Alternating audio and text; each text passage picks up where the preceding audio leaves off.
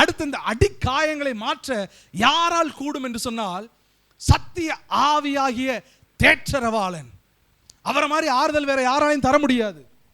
பரிசுத்த ஆவியான அபிஷேகம் நமக்கு தேவைப்படுகிறது. நம்முடைய அடிக்காயங்களை மாற்ற வேண்டும் என்று சொன்னால் பரிசுத்த ஆவியானவர் இறங்கி நமக்கு ஆறுதல் சொன்னாலே ஒழிய வேற எந்த காரியத்தினாலும் அது மாற்றப்படாது. அப்ப பரிசுத்த ஆவியான அபிஷேகம் என்பது மிகவும் முக்கியமாக காணப்படுகிறது.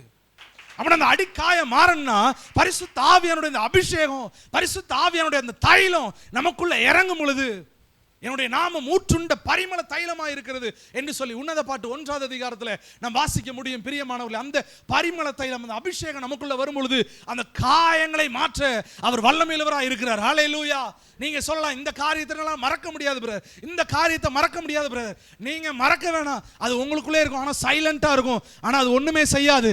எப்போது தெரியுமா? பரிசுத்த ஆவியானவர் உங்களை தேற்றும் போது, பரிசுத்த ஆவியானுடைய அபிஷேகம் உங்களை நிரப்பும் போது, பரிசுத்த ஆவியானவர் உங்களை பலப்படுத்தும் பொழுது அவைகள் எல்லாம் மறந்து முன்னேறி செல்லத்தக்கதான கிருபையை தேவனே தருவாராக. ஆமென்.